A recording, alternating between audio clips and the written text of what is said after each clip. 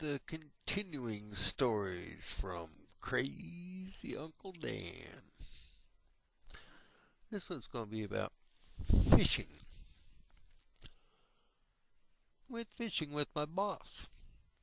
Cool guy. Been working for him about 3 years. We take off Saturday when we get done and check the weather and it's breezy in the afternoon. Figured we can do breezy. Yeah. So we launched out and went fishing. We decided we'd go back in the back. We did start to kick up a little bit, you know. So we said, well, we don't want to get hung out back here in the back. So, well, we better go back to the main body of the water where we launched the boat.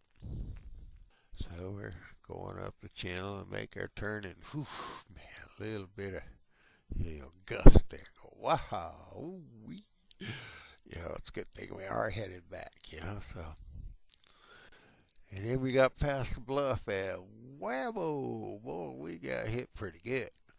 I figure, yeah, that news forecaster said breezy. This is a bit more than breezy. So, when it gets so bad like that, you gotta kind of follow up close to the shore where things congeal, and it's not quite as exotic as out in the middle of the lake where the big waves are. So we get in the main body and we cruise down from we decide, Butcher Beach Cove. We'll drop right on in there and get in behind the rock bluffs and, nice sandy beaches, nice place. We'll just, kind of wait out this wind a little bit, so kind of fishing. I knew it wouldn't be very productive there. But, Kent noticed him first. Looked up. Said, what's that out there in the middle of the lake? Looked out there. I don't see nothing. He said, no, man, there's something out there. So, okay, so whoa, I saw it.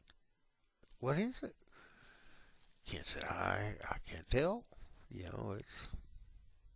There's definitely something there.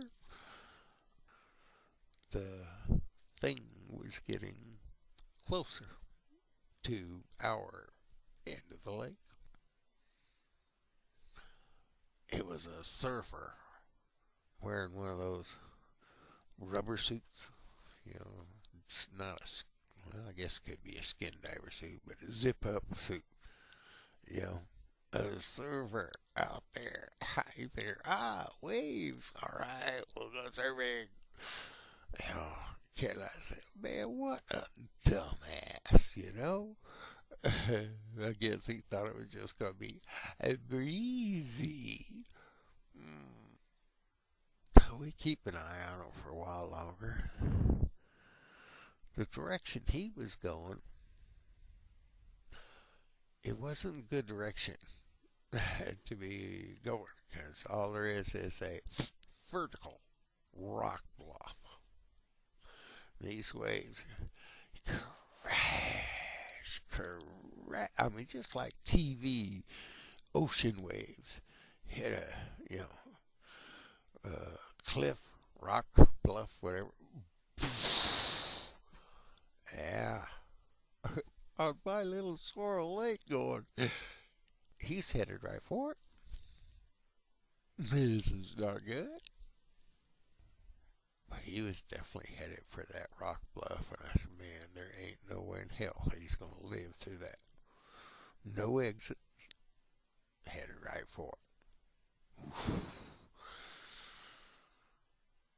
So being a Boy Scout that I am, can't, I think we got to go get him. He's not in a good spot right now. He's Been out there a pretty good while. Can't say, yeah, I was kind of thinking the same thing, but yeah, I'm not real enthused about it, but alright, let's do it. Every time I go fishing, I bring a duffel bag full of extra jacket and rain gear. You know, if it gets cold, you put layers, sweaters, long johns, that kind of crap. Socks. Ha! Socks are in there. Ooh. Socks are precious when you're cold. So, we divvied up all the warm gear. Because we knew, man, if we get out there and the wave, the wind, it's going to get cold. We are going to get wet. The waves, there's just anything. It is going to happen. We are going to get wet. Yes, yeah. So, Kent got the parka, hooded parka, and he's facing toward me, and I'm in the back running my tiller motor, in the back of the boat. Yeah. So, I get the layers. Oh, the layers and the rain gear. I said, kid, your option. You want the parka, which is rain resistant. Things about that thing. I mean, that puppy will keep you warm any temperature in Arizona. This jacket will work. Alaska, yeah, well, might be a little wimpy there, but the deserts, just right. It'll keep you warm no matter. He gets the parka with the hood. Oh, and he got the gloves. Wish I would have had the gloves. So he's facing toward me, and we're basically going to be going into the wind. So he is being blocked by the big hooded parka, but the wind's in my face. Splash. Tinkle, tinkle. All right down the neck. Oh, yes. That was an experience. But I don't want to do that again. It sucked. But Boy Scout out of that. Yeah, I mean, we got a good boat. Very reliable motor. Plenty gas. I mean, extra life jackets, all that crap. So we're all bundled up. We're ready to go play Boy Scout. Well, the way the waves were and the troughs, we're talking. There's no business for a wave that size being on a lake. But they were. I mean, I guess the direction of the wind coming right up the canyon, and we're talking giant rollers. I've never seen rollers like this in a lake. I've seen them on TV in the big puddles, but not in a lake. So we're kind of skirting on the side where the way it was the calmest area to be in. And we're going upwind, and we get to this one point where, here we go. We're going to go down. Yeah. Down into the bottom of those troughs from where we are, right? We are looking down to the bottom. We're in a boat, floating on water, and we're looking down in the water to the bottom of the trough. I give you a clue. Pucker factor took a major step right there. But there he was. He's getting closer to the bluff. He is going to hit the bluff. He is not going to survive. And I don't see any helicopters. Nobody launched the boat. So it's like, here we go. So I timed it. Half wave come in. Then going down into the trough, I had to steer toward the far wave. And then come up a little bit on the side of that wave that's coming at me. And then back down into the trough. Oh, yeah. So here we are at the bottom of the trough. And every now and then you can see the lake level. Lake level was higher than the top of the boat. When you get down to the very bottom of one of them big ones, I could tell. Ooh, we're down. So, here we are down the bottom of this trough. You look up out of the trough, all you see is blue skies to the right, above, and to the left. And water. That's it. No mountains. This is a mountainous area, lake, right? So, every now and then you can see mountains, but the wave had to be straight and, well. So anyway, we're going down this. I know we got to go this way for a while. He'll be coming in from the right, but he's at that side of the lake. So we're cranked up. I mean, wide freaking open with a little 25 horse Evinrude, 2-cylinder Evinrude. Very nice motor. I highly recommend it. Fishing boat motor. Kudos. Thumb up, Evinrude. Badass. So, we did that for 10 minutes. Yeah, about 10 minutes. And I figured, well, we should be getting kind of close to where he'll be coming in. The only way to tell is to go up one side of the wave. Come up this side of the wave and get up high enough you can look out across the top of the waves and see if you can see him bobbing out there somewhere. You don't always see him, so it's a timing deal where, we're up, he's down, down, up, down. You had to get the timing to where we both come up at the same time going, ha! There he is. Okay, so, we had to go a little bit further. Alright, it's time to cut into the wind. This is where the interesting part starts. I mean, going into the water, diving. The interesting part starts. These rollers are big. Go right into the wind from the bottom of the trough.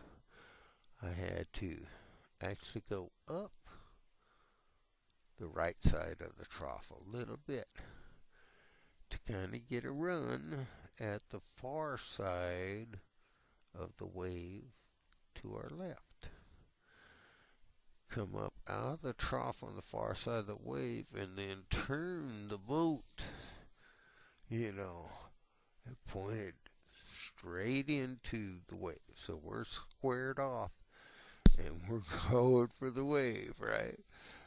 About 2/3 of the way down, throttle up and go up the far side of that wave.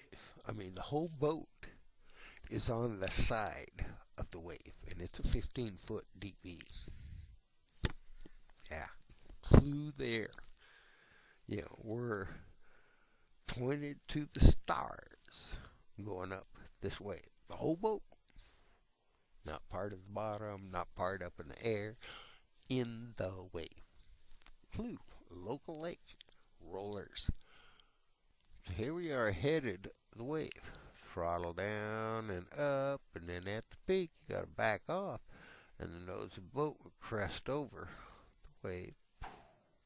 And then we're riding down that side of the wave. Down near the bottom of the trough, I'd start to throttle back up to climb up over the next wave. So here we are.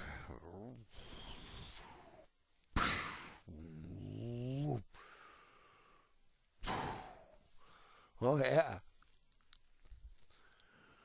So he's getting kind of, fairly close. The guy said, Kent, grab the rope, go ahead and untie one end of it. We'll have to throw it out there. I'm steering the boat and everything, looking for the guy.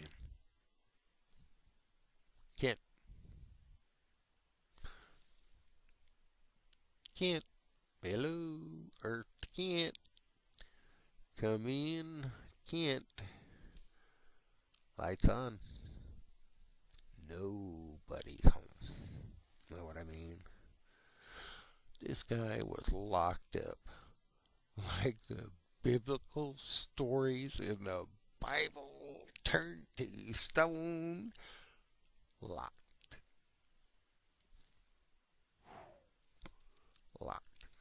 So, here I am. I got the boat.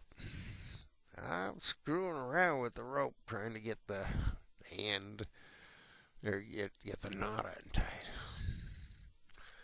Knot's been pretty set for a long time. So I figured, cut it with the knife. Kent has the knife. I can't get to the knife without letting go of the motor. Not a real good idea, you know what I mean? So, and I can't untie the knot. So I figure out, well, I'll just get the middle of the anchor rope and tie the extra life jacket and the floating seat cushion to the middle of the rope. Tie it off, not real tight, just it ain't gonna come undone though by itself. Waves, wind, everything's coming at my face. So get close to the guy. It's one of them damn wind surfboards. Got the little sail on it. That's what it was.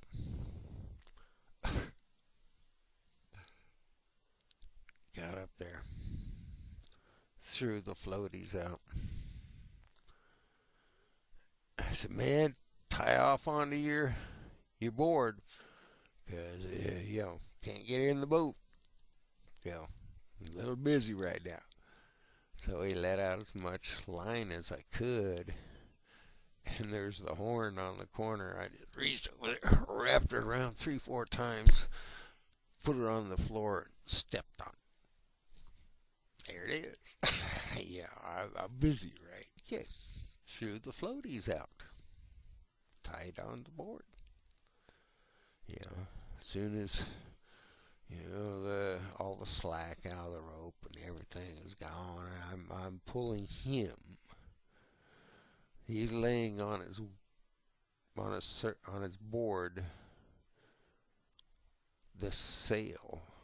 Well, whatever. He's laying on the sail and the board, both. In his rubber suit. He gives me the sign. All right, let's go. All right, so man, we're doing this. Now he's back there doing this, and I can feel when you get the slack, and it's when I'm going up the far side and he's coming down the wave behind me. That's when you get a little slack right there. He started dragging his feet or something to help a little. Anyway, Man, I could just feel, the when the slack of the rope was gone, and it just kind of it had to have been quite a ride for him, because that had to have been from floaty to yah, bang, way. Did a couple three ways. Okay, now we gotta go back that way. So we're gonna do the turn down into the trough thing. Crested over the wave, and I said, this nice wide one. So I'm gonna, and I go down and turn a little bit, to the right to start to go to the face of the far side of the wave, right? And da, da, da, da, and I started turning on the far side of the wave. Oh, wham! The slack from the server hit right there. Now I'm wanting to turn right. I have him tied off on this horn on my left. And so I'm turned to the right, and wham! It actually pulls the boat back to the left a little bit. Oh, yeah. Oh, I said, no, I don't want to go there. I got to go here. That's squirrely up on top of that wave. We do not want to go squirrely, so we're staying on the side of the wave, or the rower. So, like I said, crest over, turn right a little bit, start turning on the far side. Wham! It turns the boat, kind of points it up in the air a little bit too. And then the motor takes over, and we did make the turn and squared off with the waves. So now we're going with the waves. Whole different beast on that side, especially when you're towing something behind you. So I had the rhythm. But when you're going with the waves, your speed changes, the boat speed. So, first one, I overdid a little bit. Woo! Poor surfer, I looked back there, and he had his thumb up there. It's all right, we're going. I thought that had to have jerked him off the board, but I guess he can see what's happening, so he's hanging on for dear life. You know what I mean? So, he left imprints in his board. He was hanging on to it. Almost. So we got her with him. We're going with the waves. And, we'll go up and over. And then when we going down the wave, these were wider apart. Yeah, going down the wave. I'm pulling him going down the wave, and the rope is cutting through the wave a little bit, type of thing, right? And when I get down to the bottom, and he's still going up the wave, the rope is cutting into the wave. The rope pulls the nose of the surfboard into the wave. I saw it one time. Oh man, he put his head down. Yeah, here we go. Ooh. Sorry about that. So enough about that shit. It was one of those deals where if you was there, you would appreciate it a little bit more. Yeah. Okay. So here we are going with the waves. Yeah. Pretty good. We had a nice rhythm. We found a speed that worked best for the two of us. He would pull in some slack, and other times he'd let it go. When he... Oh, it was his rope that used to hold the sailboard up. That's what he was doing. He was pulling on that thing. So anyway, we get to the point where, oops, we got to adjust side to side. We got to go left some more. So we're in the wave, right? So we do this. We come off the top of the wave, go down, and I start turning the boat to the left a little bit, and it would go down through the bottom of the wave and start coming up the other side of the wave. And I turn on that one and then down to the bottom of the trough. So I'm using as much of the whole wave when I'm making a turn, so I don't make too many sudden jerky motions for windsurfer. Okay, so now we're back to the bottom of the trough. Man, we did pretty good speed. I mean, yeah, I look back and give me a thumbs up. We're cranking now. We've been out in the cold long enough. It's time to make a change.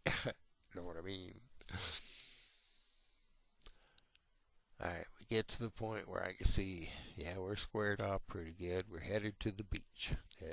That Butcher Jones beach I was telling you about, that's the one we're headed right back into where we came from before we went surfboard. Yeah, so squared off. So we do the up one side, down the other side, square off, and throttle up. Now we're back up and down with the waves, headed to the beach. We finally get back out of rough water. Pulling into Butcher Jones, a rock on the right, rock on the left, and rocky on the right. You get back in there, and it's protected from the wind at that direction. Get in there, nice, calm, smooth. Nice, calm, smooth. It was,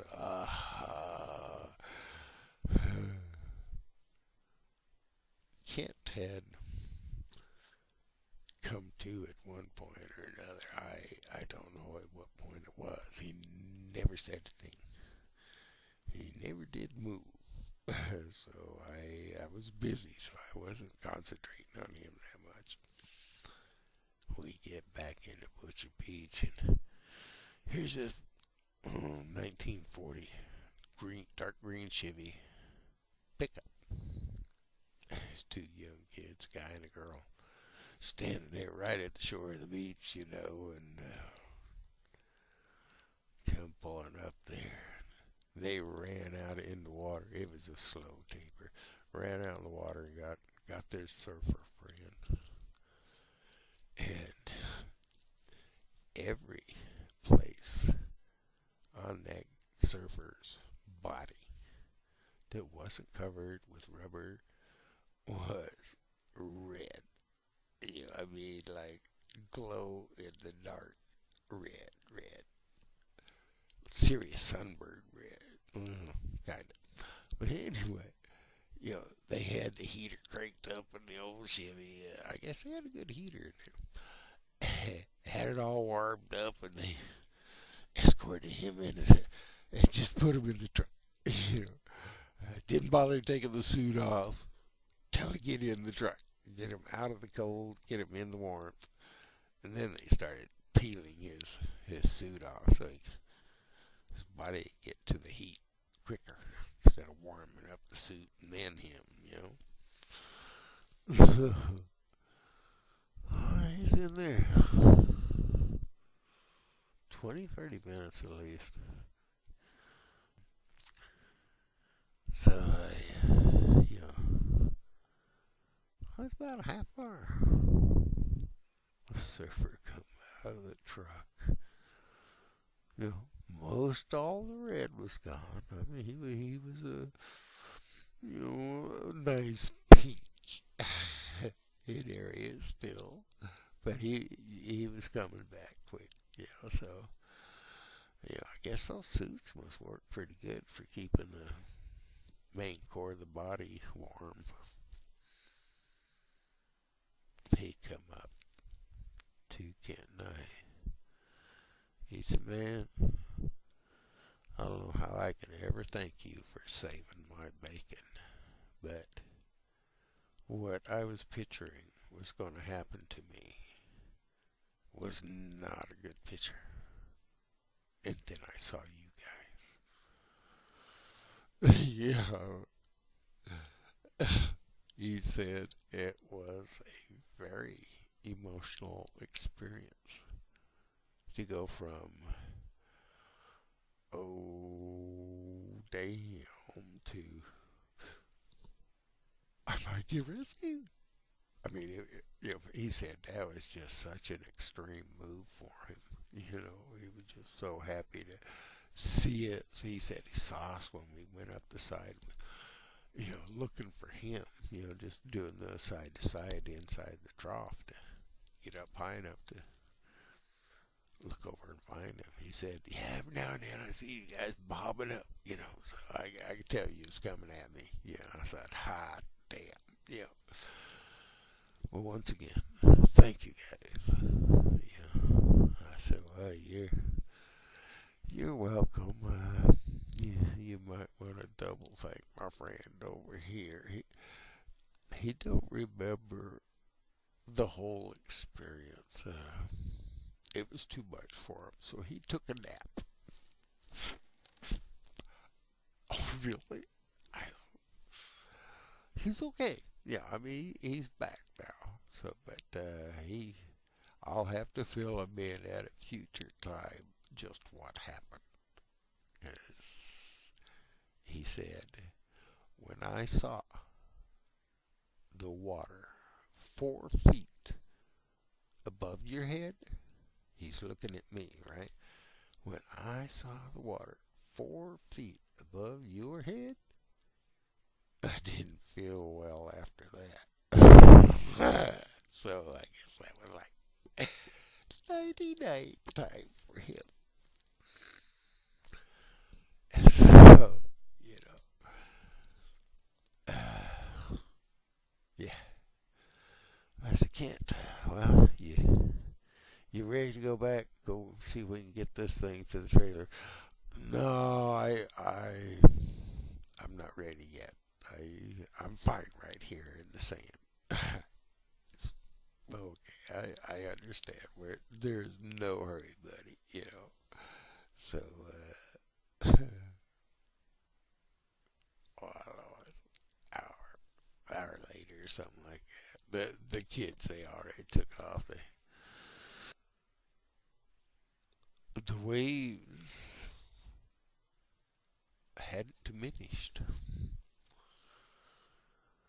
but at least we can run down the side of the lake and we won't be out in the middle doing the serious stuff we downy shit. You know, we're not down in the bottom of the trough.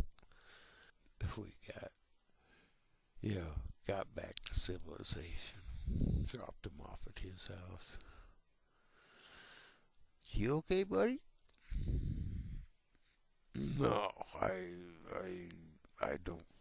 I'm okay, but I don't feel bad, but I don't feel good. I said, well, kind of a seasick or dizzy? He said, all the above. I said, ooh, I'd hate to be in your place right now. You call your mom and tell her she might know something that'll help you settle down, let's say, back to normal, whatever. And I went home.